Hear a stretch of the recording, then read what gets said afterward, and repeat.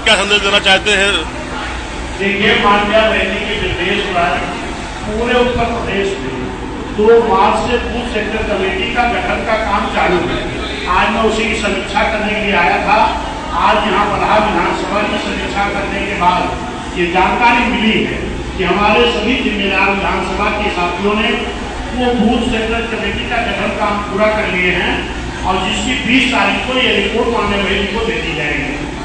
आगामी विधानसभा चुनाव के लिए क्या आपका दिशा निर्देश है? निश्चित है कि बहुजन समाज पार्टी बड़ी मजबूती के साथ आगामी जो 2027 का चुनाव होगा, 2027 के 2007 के तर्ज पर, क्योंकि 2007 में भी बहुजन समाज पार्टी का किसी से गठबंधन नहीं था। एक जनता का गठबंधन तैयार करके 2007 में बहुजन समाज पार्टी ने पूर्ण बहुमत की सरकार बनाई।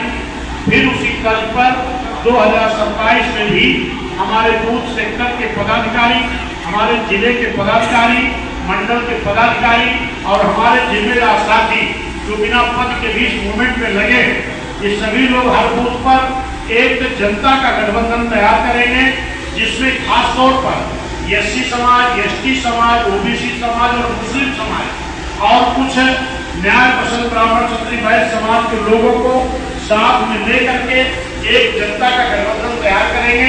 इसी जनता के गठबंधन के बल पर आने वाली 27 में पूर्ण बहुमत की सरकार को पूर्ण बहुमत का मुख्यमंत्री बनाने का काम करेंगे। कांग्रेस पार्टी की तरफ से वोट चोरी का अभियान लगाया जा रहा है, इस विषय पर आपका क्या कहना? देखिए, आपको हो सकता मालूम ना हो, 2017 में माननीय बहन जी के निर्देश पर पूरे उत्तर प्रदेश में, पूरे देश में ईवीएम के खिलाफ जिला मुख्यालय पर धरना किया गया था। उस वक्त यही कांग्रेसी समाजवादी के लोग हम लोगों का मजाक बना रहे थे, हम लोगों के साथ नहीं खड़े हुए।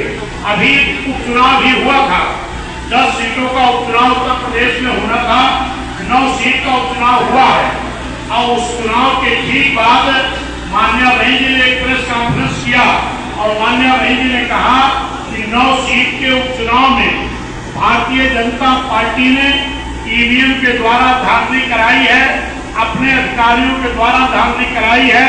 अगर इस बात को चुनाव आयोग संज्ञान में नहीं लेता है तो आगे से हम चुनाव नहीं लड़ेंगे। और इसी का नतीजा रहा कि एक सीट का चुनाव 10 का होना था, 9 का हुआ था। फिर एक सीट का चुनाव जो अयोध्या में मिल्कीपुर का हुआ था, उस सीट पर माननीय बहन जी ने कहा कि अगर चुनाव आयोग इन बेईमानियों को संज्ञान में नहीं ले रहा तो हम इस चुनाव का बहिष्कार करेंगे, नहीं लड़ेंगे। उस वक्त भी ये कोई लोग भी बहन जी के साथ नहीं खड़े हुए और आज चाहे वो एनडीए गठबंधन के लोग हों जो 38 दल लेकर के चल रहे हैं, चाहे इंडिया गठबंधन के लोग हों जो 28 दल लेकर चल रहे हैं, इन लोगों की आपस में एक मिला भगत है, इनकी मिली भगत है। हम उससे मतलब नहीं रखते हैं। हमारी नेता माननीय बहन जी हर मुद्दे पर अपने तरीके से हम लड़ाई लड़ते हैं और वो लड़ते हैं।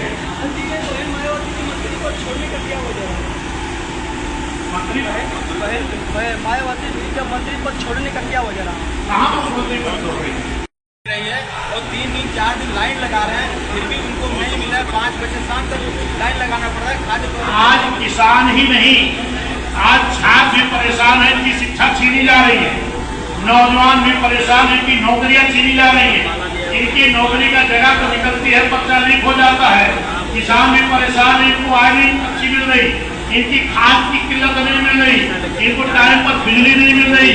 यही तो कारण है कि आने वाले चुनाव में चाहे यहाँ का किसान हो, चाहे नौजवान हो, चाहे छात्र हो, चाहे किसान हो, सब समाज के, चाहे व्यापारी हो, ये सारे लोग मिलकर के आने वाले समय में बहुजन समाज पार्टी की सरकार बनाने का काम करेंगे। इसी कड़ी में आज भारतीय जनता पार्टी को छोड़ करके माननीय विकास वर्मा जी, जो हमारे एक जिला पंचायत सदस्य राजेंद्र वर्मा जी के बेटे हैं, और इधर पंकज वर्मा पूर्व प्रधान महामंत्री किसान डिग्री कॉलेज के हैं, अजय कुमार वर्मा जी हैं, सपा छोड़कर आए हैं।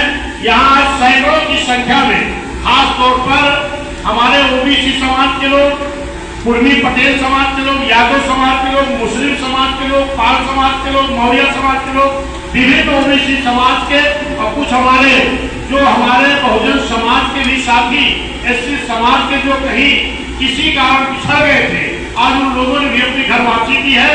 आज सैकड़ों की संख्या में समाजवादी भाजपा छोड़ करके जिन लोगों ने बहुजन समाज पार्टी की सदस्यता ग्रहण किए हैं, उनका भी हम बहुत बहुत स्वागत करते हैं, अभिनंदन करते हैं। और उनका बहुजन समाज पार्टी में पूरा मान सम्मान का ख्याल रखा जाए।